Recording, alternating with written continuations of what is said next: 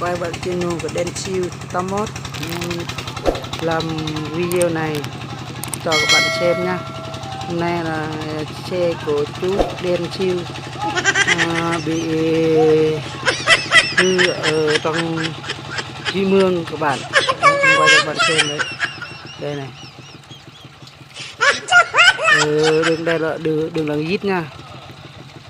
Ở rải làng Dít á. Xe kia đang lui lại.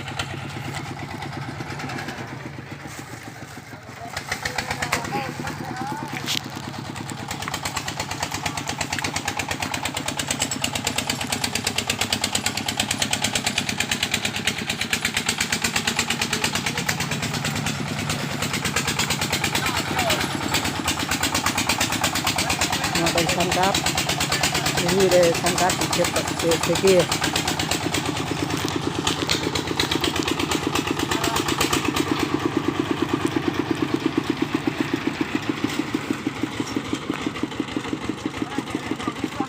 Quay rồi, tôi thóc ra